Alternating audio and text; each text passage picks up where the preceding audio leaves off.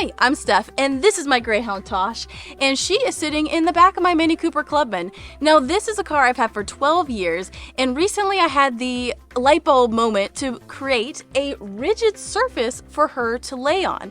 So a lot of times when she's in the back of my car, there's a little hole right here, and there's a hole in the middle, and the hole, I'm always afraid her little legs are gonna get stuck in those holes, and I was always really concerned about it. So I recently had 2 dogs in my car, and one of them kind of fell in a hole, didn't get hurt, but I realized I need something that is a solid surface for the dogs to, 1 or 2 dogs to be able to be secure on. And so came up with this idea, and Mom and I put this together, and I'm going to share with you kind of how this came together. And this is made specifically for my Mini Cooper, but it could be customized to a type of car that you have. So come join me. This is a look at the trunk area, and this is what it looks like with the seats down. You can see there's a little seam in the middle, and that's where I'm going to place the hinge so the liner can be folded when not in use. This is the narrowest spot and will determine the width of the liner, but I'll cut it a little bit more narrow to take into consideration the thickness of the fabric over the plywood. With the basic measurements in mind, I headed to our scrap wood pile and found something that would work. I cut it to the right width and cut it in half, with the back piece being the right dimension and the front piece we'll address right now. The front of the trunk has a little bit of a curve, which I wanted to mimic with the front of the liner. To get the right shape, Mom cut a piece of paper to the size of the plywood, put the paper in place, and made an indentation of the curve. We cut that out and traced that pattern onto the plywood edge.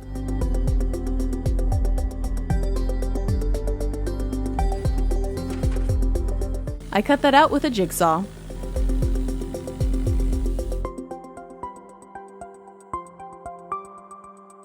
Then we cut the back edge of the piece of wood to the dimensions that would butt up right against the first piece of wood. And here you can see the plywood is done and it fits perfect. To cover this, we're going to use an old waterproof dog seat cover. We thought this would be the best cover since it's waterproof and it can easily be spot cleaned. And if we needed to in the future, we could easily take it off and put on a new one. We started by cutting off the hanging parts of the cover. We're going to keep those and probably use them in a future project. We're using our favorite DeWalt carbon fiber staple gun. We started at one edge and we're trying to avoid cutting as much as possible and just fold the edges and staple it into place. This is for 2 reasons. 1, we didn't want the fabric to fray, and 2, we wanted some extra fabric on the bottom to help it slide in and out of the car.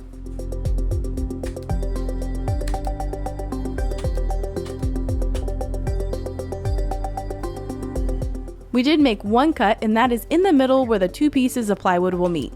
We folded it over a little bit to cover the cut edge and stapled it into place. And before finishing that, we started working on the front piece. We cut the excess off and continued the stapling process, working carefully around the rounded edge. With the 2 edges that meet completely, we're now going to add the hinge. We marked the screw holes, and Mom used a center punch to get a hole started and break through the fabric. I screwed the hinge into place.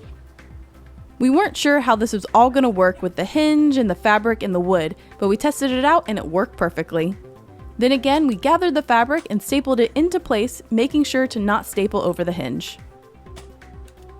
Once it was stapled, we realized it didn't fold completely flat, which is not a huge issue. If we wanted to go back and cut out some of that bulk in the future, we could. And this is our first time trying it. It was a little awkward at first, but it fits perfectly in the spot exactly as designed.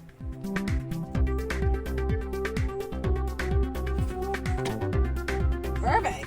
Of course, I had to get on it and see how much weight it would hold. It felt nice and secure with me, so I know it's going to work for my dog Tosh. Once it was finished, we realized there were still openings on the side where my dog's skinny legs could fall into while I'm driving.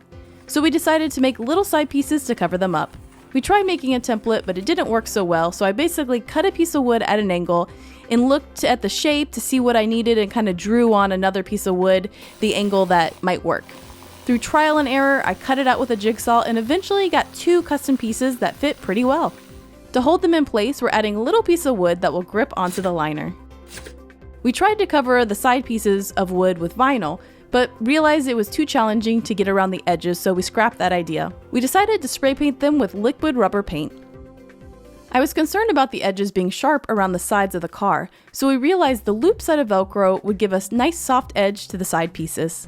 We had a large roll of Velcro, and as I was pulling off one side, it became a comical ball of hook and loop, which Mom proceeded to help with and just laugh the whole time.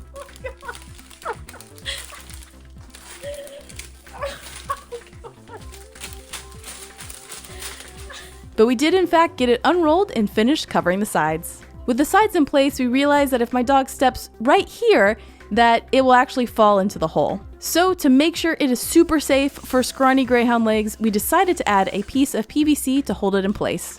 I pre-drilled a PVC cap and screwed it into the wood and then cut 2 pieces of PVC pipe to size. So the pipe goes into the cap and then I can place it and it will be secure to the ground and it's not going anywhere. So that is how it all came together, and I'm really happy with it, and Tosh is loving it. It is a nice solid surface so she doesn't get her little legs stuck in anything, and I normally put a bed on it so she has an even more comfy surface when she is in the car with me. Now this project Mom and I actually worked on together. We have a DIY channel called Mother Daughter Projects DIY here on YouTube, and in that video we actually share kind of what we shared in this video, but we also go into more detail about what we learned and some specifics. So if you want to see more about this, check out that video right here. And as always, I hope you have a great day.